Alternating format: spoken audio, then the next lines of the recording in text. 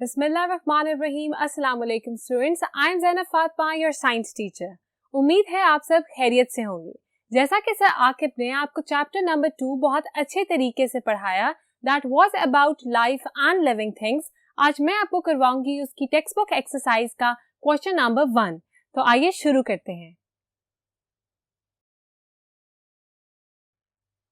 So question number 1 is multiple choice questions. आपके पास statement given है और स्टेटमेंट के साथ आपको दी गई हैं ऑप्शंस। आपने करेक्ट ऑप्शन का इंतखाब करना है जो कि बेस्ट फिट इन होती है विद योर स्टेटमेंट। तो आइए देखते हैं कि स्टेटमेंट नंबर 1 क्या है। Statement number 1 is number of different kinds of animals on earth is रफली। कितने एनिमल्स अब तक प्लैनेट अर्थ पे डिस्कवर किए जा चुके हैं, इसकी एक रफ एस्टिमेशन आपकी टेक्स्ट बुक के चैप्टर नंबर 2 में दी गई है, प्लांट्स की भी और एनिमल्स की। वो वैल्यू थी 150,000 की और प्लांट्स की थी 300,000। तो हम देखते हैं कि क्या हमारे पास ऑप्शंस में ये ऑप्शन मौजूद है। Option number A is 1500, option number B is 15,000, option number C is 1,50,000 and option number D is 15 lakh. तो हमारे पास करेक्ट ऑप्शन कौन सी होगी? इट इज 1,50,000, जिसका फिगर आपके चैप्टर में भी मेंशन्ड है। तो आप ऑप्शन नंबर सी को करेक्ट ऑप्शन मार्क करेंगे मेरे साथ। That was the answer to statement number 1। आइए देखते हैं कि स्टेटमेंट नंबर 2 क्या है। Statement number 2 is which of the following combinations give the highest magnification. Magnification होता है द पावर टू मैग्निफाई, किसी भी चीज को फोकस करने की या फिर उसके साइज से बड़ा देखने की जो पावर है, दैट इज मैग्निफिकेशन। यहाँ बात हो रही है माइक्रोस्कोप की। माइक्रोस्कोप में दो तरीके के लेंस होते हैं। नंबर 1 इज आई पीस और नंबर 2 इज ऑब्जेक्टिव। आपको पता है कि आई पीस की मैग्निफिकेशन या मैग्नीफाइंग पावर जो है वो कंबाइन की जाती है with the magnifying power of the objective lens और फिर वो मिला के जो है पावर बनती है of magnification of that microscope, कि हम किस पावर पे उस ऑब्जेक्ट को ऑब्जर्व कर रहे हैं या फिर देख रहे हैं। तो यहाँ हमसे पूछा गया है कि दोनों के कॉम्बिनेशंस आपके सामने हैं 1 and 1, दो चीजों का कॉम्बिनेशन हम कंबाइन करेंगे, मैग्निफिकेशन देखेंगे और फिर बताएंगे कि हाईएस्ट मैग्निफिकेशन कौन सी ऑप्शन की बनती है। तो हमारे पास ऑप्शन नंबर ए है x5 आईपीस की एंड 5 ऑब्जेक्टिव लेंस की। मैग्नीफाइंग पावर यहाँ मेंशन्ड है 5 आईपीस 5 ऑब्जेक्टिव, मतलब 5 into 5 25 मैग्निफिकेशन बन रही है हमारी ऑप्शन नंबर ए की। Moving towards option number B, 5 and 10, 5 10s are 50, magnification power हमारी बन रही है 50 ऑफ ऑप्शन नंबर बी। आइए देखते हैं कि बाकी दो ऑप्शंस क्या हैं और उनकी मैग्निफिकेशन कितनी है, ताकि हम डिसाइड कर सकें कि सबसे हाईएस्ट मैग्निफिकेशन पावर कौन सी ऑप्शन हमें देगी। So option number C, option number C में है x10 आईपीस और 5 है ऑब्जेक्टिव की, मतलब 10 5s of 50 अगेन। उसके बाद डी ऑप्शन में वी हैव 10 आईपीस की मैग्निफिकेशन और 10 ही ऑब्जेक्टिव लेंस की मैग्निफिकेशन। 10 into 10 is 100। इसका मतलब the highest magnification power will be 100, जिसमें आईपीस की भी x10 और ऑब्जेक्टिव लेंस की भी x10 मैग्निफिकेशन पावर है। इसका मतलब जिस माइक्रोस्कोप के पास ये दोनों लेंस इतनी पावर के साथ मौजूद होंगे, वो माइक्रोस्कोप हमें सबसे ज्यादा सबसे हाईएस्ट मैग्निफिकेशन देगा। इसका मतलब option number D will be the correct option for statement number 2। मेरे साथ साथ तमाम करेक्ट ऑप्शंस को मार्क करते जाइएगा। हम चलते हैं स्टेटमेंट नंबर 3 की तरफ। What is not present in an animal cell? एक एनिमल सेल के अंदर क्या चीज प्रेजेंट नहीं होती? आपने अपने चैप्टर में दो तरह के सेल पढ़े, एक था प्लांट सेल और एक था एनिमल सेल। आपको ये भी पता चल गया कि किस तरह से एक एनिमल सेल और प्लांट सेल डिफरेंशिएट करते हैं एक दूसरे से। हमसे ये पूछा गया है स्टेटमेंट नंबर 3 में कि ऐसी कौन सी चीज है जो कि प्लांट सेल में मौजूद होगी मगर एनिमल सेल में मौजूद नहीं है। आइए देखते हैं हमारे पास ऑप्शंस क्या हैं।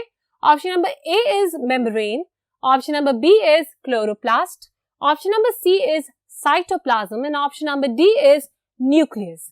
तो सबसे पहले मैं आपको बता दूं कि nucleus is the centre of every cell. अगर किसी सेल के अंदर न्यूक्लियस प्रेजेंट ना हो तो वो सर्वाइव नहीं कर सकता, क्योंकि तमाम जितने भी फंक्शंस हैं वो इसी न्यूक्लियस ने, सेंटर ऑफ द सेल ने टेक प्लेस करवाने होते हैं। तो न्यूक्लियस जो है वो एनिमल सेल में बिल्कुल मौजूद होगा। उसके बाद we have cytoplasm. Cytoplasm is the fluid, जो लिक्विड पार्ट होता है हमारे सेल का, उसको हम कहते हैं साइटोप्लाज्म। तो साइटोप्लाज्म भी हर तरह के सेल में मौजूद होता है। Then we have chloroplast. Chloroplast ऐसे स्ट्रक्चर्स हैं जिनके अंदर ग्रीन पिगमेंट क्लोरोफिल प्रेजेंट होता है। आपको पता है कि एनिमल्स और ह्यूमंस के अंदर ये पिगमेंट प्रेजेंट नहीं होता, वरना हम भी फोटोसिंथेसिस का प्रोसेस टेक प्लेस कर रहे होते। ये जो क्लोरोप्लास्ट है ये होता है प्लांट्स के अंदर, और इसके अंदर मौजूद होता है green pigment which is chlorophyll. Chlorophyll जो है हमारी मदद करता है ताकि जो हमारे प्लांट्स हैं वो फोटोसिंथेसिस का प्रोसेस करवा सके। ये क्लोरोफिल सनलाइट को एब्जॉर्ब करता है, और ये जो एनर्जी सन से एब्जॉर्ब होती है वो यूटिलाइज होती है to break down the raw products and form the end products in photosynthesis. इसका मतलब that option number B will be the correct option because chloroplasts are the structures that are present in plant cells and absent in animal cells. तो B option को हम correct option mark करेंगे। इसके अलावा जो एक ऑप्शन हमारे पास रह गई थी मेम्ब्रेन, वो भी प्रेजेंट होता है एनिमल सेल में, बल्कि हर सेल में सेल मेम्ब्रेन जरूर प्रेजेंट होता है, जो कि एक आउटर कवरिंग है हमारे सेल की। अलबत्ता सेल मेम्ब्रेन के बाहर एक एक्स्ट्रा सेल वॉल प्रेजेंट होती है प्लांट सेल्स के अंदर, जो कि एब्सेंट होती है एनिमल सेल्स में। तो हमारी जो स्टेटमेंट नंबर 3 है उसकी करेक्ट ऑप्शन होगी option number B which is chloroplast. मुझे उम्मीद है आप साथ साथ करेक्ट ऑप्शंस मार्क कर रहे हैं। I am moving towards the fourth statement that says which of these control what is going on in a cell. इनमें से कौन सा ऐसा स्ट्रक्चर है जो कि कंट्रोल कर रहा है हमारे सेल को। अभी मैंने आपको बताया कि जो सेंटर पीस होता है न्यूक्लियस, वो सबसे इंपॉर्टेंट स्ट्रक्चर है। इस न्यूक्लियस के अंदर और बहुत ज्यादा छोटी छोटी ऑर्गेनेलीज होती हैं, और वो तमाम फंक्शंस को टेक प्लेस करवाती हैं किसी सेल के अंदर। आइए देखते हैं कि हमारे पास ऑप्शंस क्या हैं। Option number A is cell wall, option number B is cytoplasm, option number C is nucleus, and option number D is vacuole. Cytoplasm मैंने आपको बताया हर सेल में मौजूद लिक्विड होता है। सेल वॉल जो है एक आउटर कवरिंग है। Then we have a vacuole जो कि न्यूक्लियस के साथ प्रेजेंट होता है वाटर को रिटेन करने के लिए एक सेल के अंदर। And the last option we have is nucleus, जो कि मैंने आपको पहले भी बताया सेंटर पीस है किसी भी सेल का, और आपने चैप्टर में पढ़ा कि सबसे इंपॉर्टेंट ऑर्गन होता है किसी भी सेल में, क्योंकि इसने तमाम फंक्शंस को करवाना होता है, टेक प्लेस करवाता है तमाम functions going on in a cell. तो हम ऑप्शन नंबर सी को करेक्ट ऑप्शन मार्क करेंगे फॉर स्टेटमेंट नंबर 4। आप मेरे साथ साथ मार्क करते जाइएगा। We are only left with one multiple choice question, तो आइए इसको भी सॉल्व कर लेते हैं। Statement number 5 is which one carries messages around the body. इनमें से कौन से ऐसे सेल्स हैं जो कि मैसेजेस कैरी करते हैं हमारी बॉडी के अंदर। आइए देखते हैं कि हमारे पास ऑप्शंस क्या हैं। Option number A is muscle cell, option number B is nerve cells, option number C is red blood cells. I have indicated it with RBCs that indicate red blood cells. Last option हमारे पास है WBCs that are white blood cells.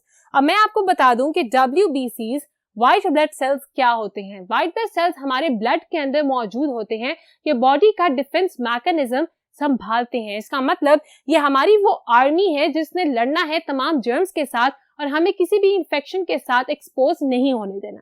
Then we have red blood cells. Red blood cells हमारी body में मतलब blood के अंदर oxygen को carry करते हैं। हमारे जितने भी बॉडी सेल्स हैं उनको जरूरत होती है ऑक्सीजन की ताकि वो अपना काम कर सकें। अभी जो ऑक्सीजन है वो कैरी करने का काम करता है हमारा red blood cell. Then we have muscle cells. Muscle cell जो नाम दिया गया है originally it is actually a cell, मगर सेल क्योंकि मिलके बनाते हैं एक टिश्यू और टिश्यू मिलके बनाता है ऑर्गन, इसीलिए इसको नाम दे दिया इन्होंने मसल सेल। क्योंकि सेल जो है अगर मिलके कोई मसल बना रहा है, फॉर एग्जांपल अ कार्डियक मतलब दिल का मसल बना रहा है, तो उसको हम कह सकते हैं अ कार्डियक सेल या फिर अ मसल सेल। तो simply this is a normal cell. Last we have nerve sales.